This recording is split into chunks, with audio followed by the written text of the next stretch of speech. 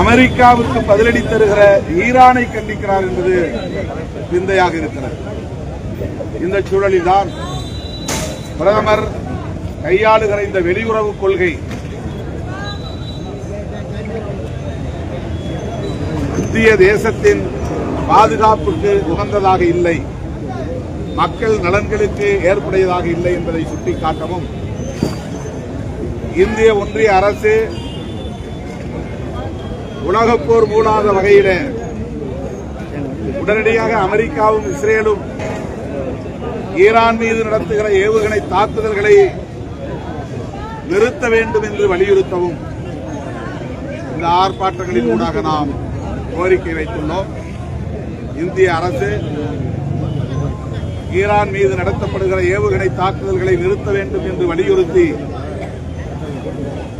அமெரிக்காவுக்கும் இஸ்ரேலுக்கும் கோரிக்கை வைக்க வேண்டும்.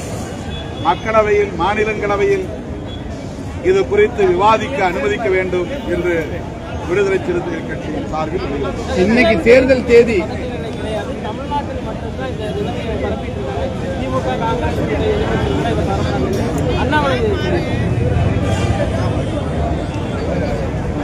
இந்தியா மட்டுமில்லை, உலக நாடுகள் முழுவதும் இந்த பதட்டம் இருக்கிறது. அப்படி என்றால் அவர் உலக நாடுகளை அல்லது இந்தியாவின் நிலைமையை அறிந்திருக்கவில்லை. ஈரான் மீது நடத்தப்படுகிற ஏவுகணை தாக்குதல்களால் ஏற்பட்டிருக்கிற அரசியல் பொருளாதார தளங்களில் ஏற்பட்டிருக்கிற தாக்கங்களை பற்றி அவர் அறிந்திருக்கவில்லை என்றுதான் என்ன தோன்றுகிறது. அவர்தான் அரசியல் செய்கிறார்.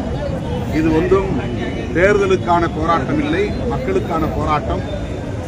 இது வெறுமன பிஜேபிக்கு எதிரான போராட்டம் இல்லை, உலக நாடுகளுக்கான அமைதியை கோருகிற ஒரு போராட்டம், உலக போர் வேண்டாம் என்று சொல்லுகிற போராட்டம், இந்தியா தலையிட வேண்டும் என்று வலியுறுத்துகிற போராட்டம், அதன் மூலம் எரிவாயு தட்டுப்பாடு போன்ற சிக்கல்களை தீர்க்க முடியும் என்று சுட்டிக்காட்டுகிற போராட்டம். இன்று மாலை சட்டப்பேரவை தேர்தலுக்கான அறிவிப்பு தேதி அறிவிப்பு மாலை தேர்தல் அறிவிப்பு தேதி வரவிருக்கு. எப்படி பணிகள் போயிட்டு இருக்கு, கள சூழல் எப்படி இருக்கு? திமுக தலைமையிலான கூட்டணி கட்சிகளிடையே தொகுதி பங்கீடு குறித்த பேச்சுவார்த்தை மும்முரமாக போய்க் கொண்டிருக்கிறது. தேர்தல் தேதி தேர்தல் ஆணையத்தால் இன்று அறிவிக்கப்படலாம். திமுக கூட்டணியாவது பேச்சுவார்த்தையை தொடங்கிவிட்டது. இன்னும் அதிமுக பாஜக பேச்சுவார்த்தையை தொடங்கவில்லை. அவர்கள் கூட்டணி அமைப்பதற்கே போராடி கொண்டிருக்கிறார்கள். 2021 அதிமுக தலைமையிலான கூட்டணியில் இருந்த கட்சிகளையே ஒவ்வொன்றாக தம் கூட்டணிக்கு இழுக்கிற வேளையில் ஈடுபட்டு தேமுதிகவை இழந்து நிற்கிறார்கள். இப்போது நடிகர் விஜய் அவர்களை அந்த கூட்டணியிலே இணைக்கிற முயற்சியில் ஈடுபட்டு வருவதாக ஊடகங்கள் தெரிவிக்கின்றன. அழுத்தம் கொடுத்து அவரை அடிபணிய வைக்க முயற்சிக்கிறார்கள் என்றும் ஊடகங்களில் பெரிய அளவிலே விவாதிக்கப்படுகின்றன. அவர் அந்த அச்சுறுத்தலுக்கு அடிபணிவாரேயானால் அவருடைய அரசியல் எதிர்காலம் சூன்யமாகிவிடும். அது அவருக்கும் தெரியும். பிற மாநிலங்களில் பாஜக எப்படி சங் பரிவார்கள், பாஜக உள்ளிட்ட அனைவரும் எதிர்க்கட்சிகளை நயவஞ்சகமாக வளைத்து போடுவது அல்லது அவதூறு பரப்பி எதிர்ப்பது என்கிற உத்திகளை கையாளுகிறார்களோ அதே உத்திகளை தமிழ்நாட்டிலும் கையாள முயற்சிக்கிறார்கள். நண்பர் விஜய் அதற்கு இணங்க மாட்டார். தன்னுடைய எதிர்காலத்தை அவரே சூனியமாக்கிக் கொள்ள மாட்டார் என்று நான் நம்புகிறேன். இரட்டை இலக்கு எங்களுக்கு வந்து கடந்த முறையை விட குறைச்சு கொடுக்கிறது ஏற்புடையதல்ல அப்படின்னு சண்முகம் அவர்கள் வந்து ஸ்டேட்மெண்ட் கொடுத்திருக்காரு. அதோடு மட்டும் இல்லாமல் வேலூர்களும் வந்து அதிருப்தியில் இருக்கிறதா தகவல் வருகிறது. நீங்க என்ன நினைக்கிறீங்க? இது ஒன்றும் புதிய பிரச்சனை கிடையாது. ஒவ்வொரு முறையும் தேர்தல் நேரத்தில் கூட்டணி கட்சிகளிடையே தொகுதி பங்கீடு பேச்சுவார்த்தை நடக்கிற போது